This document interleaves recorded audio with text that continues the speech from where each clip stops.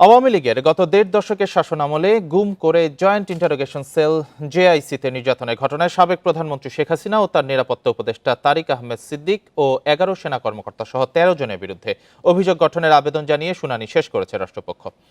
এ মামলায় গ্রেপ্তার থাকা ৩ আসামি মেজর জেনারেল শেখ মোহাম্মদ সরওয়ার হোসেন ও ২ জন ব্রিগেডিয়ার জেনারেল মোহাম্মদ মাহবুবুর রহমান সিদ্দিকী ও আহমেদ তানভীর মাজাহার সিদ্দিকের উপস্থিতিতে আন্তর্জাতিক অপরাধ ট্রাইব্যুনাল ১-এ রোববার আসামিদের বিরুদ্ধে অভিযোগ গঠন চেয়ে শুনানি শেষ করেন chief prosecutor advocate Mohammad Tajul ইসলাম।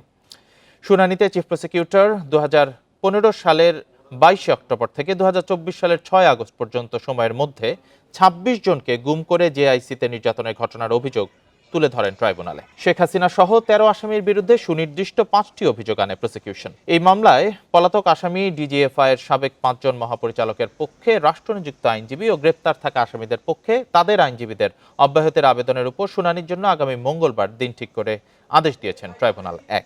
১৩ জন আসামির বিরুদ্ধে আমরা অভিযোগ এনেছি। মোট ২৬ জন ব্যক্তিকে ২০১৫ সাল থেকে ২০২৪ সালের ৫ই আগস্ট সময় পর্যন্ত ডিজিএফআই পরিচালিত জেআইসি অর্থাৎ জয়েন্ট ইন্টারোগেশন সেন্টার নামে যে বন্দিশালাটি ছিল সেখানে মানুষদেরকে গুম করে আটক রাখা যে অভিযোগ, সেই অভিযোগে এই ১৩ জন ব্যক্তির বিরুদ্ধে আমরা মামলা ঠিক করেছি।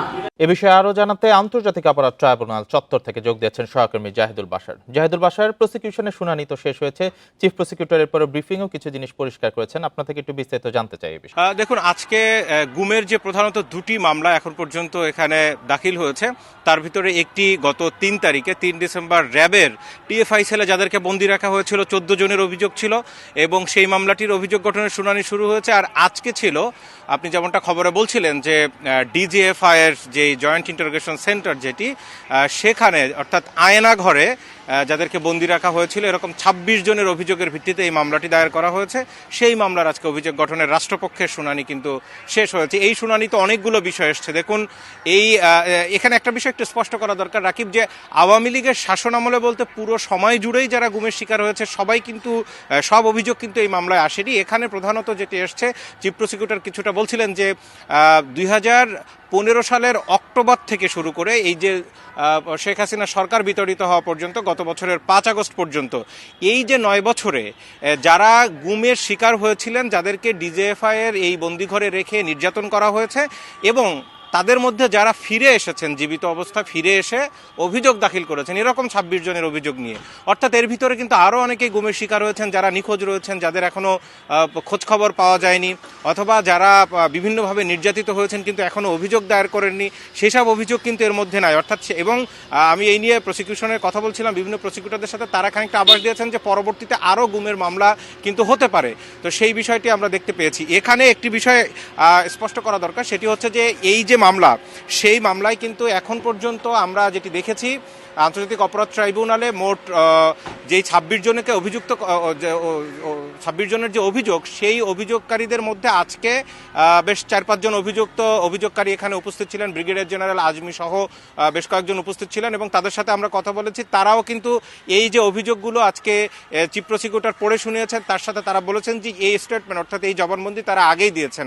এখানে এই যে মূলত কয়েকটি বিষয় সামনে এসছে। একটি হচ্ছে যে এই কিভাবে তাদেরকে গুম করা হতো, বিভিন্ন জনের বাসার থেকে তুলে নিয়ে যাওয়া, রাতের অন্ধকারে নিয়ে যাওয়া, এবং সেটি যে শুধুমাত্র এই বাহিনীও করতো তা না। দেখা গেল গুম করে রাখা হয়েছে এই জয়েন্ট ইন্টারোগেশন সেন্টারে, কিন্তু সেটি তাদেরকে তুলে নিয়েছে র্যাব অথবা ডিবি, পরবর্তীতে ডিজিএফআই এর কাছে হস্তান্তর করা হয়েছে এবং সেখানে বছরের পর বছর আটকে রাখা, গোপন ঘরে নির্যাতন করা এবং তাদেরকে অন্যদের সাথে যোগাযোগ করতে না দেওয়া, চোখ বেঁধে রাখা এবং ইলেকট্রিক শক দেওয়া, ঘূর্ণায়মান একটি চেয়ারের ভিতরে রেখে তাদেরকে জিজ্ঞাসাবাদ করানো, এই বিষয়গুলোও কিন্তু আমরা সেখানে দেখেছি।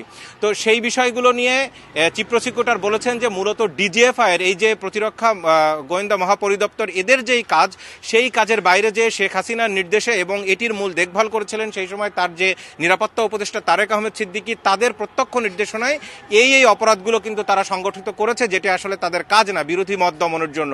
এই বিষয়গুলো চিফ প্রসিকিউটর আজকে তুলে ধরেছেন এবং এইখানে এই যে আসামি যাদেরকে আজকে আনা হয়েছে তাদের এবং যারা এখানে পলাতক রয়েছেন ডিজিএফআই সাবেক মহাপরিচালক, এদের ভিতরে মোটা দাগে ২ ধরনের অভিযোগ আছে। একটি হচ্ছে যে তারা অনেকে সরাসরি অপরাধ সংগঠনের সাথে জড়িত, অর্থাৎ তাদের নির্দেশনায় গ্রেপ্তার করা হয়েছে বা গুম করে নিয়ে যাওয়া হয়েছে, অথবা তারা অনেকেই সেই সময় বিভিন্ন সেক্টরে দায়িত্ব পালন করেছেন কিন্তু তারা জানতেন যে এই অপরাধ এখানে সংগঠিত হচ্ছে, এখানে এরা বন্দী আছেন, কিন্তু তারা তাদেরকে এই অপরাধ থেকে নিবারণের জন্য কোনো পদক্ষেপ তারা নেননি। এটিও কিন্তু আন্তর্জাতিক অপরাধ ট্রাইব্যুনালের যে আইন, সেই আইন অনুযায়ী তাদের বড় ধরনের মানবতা বিরোধী অপরাধ। তো সেই অভিযোগগুলো নিয়ে আজকে শুনানি হয়েছে।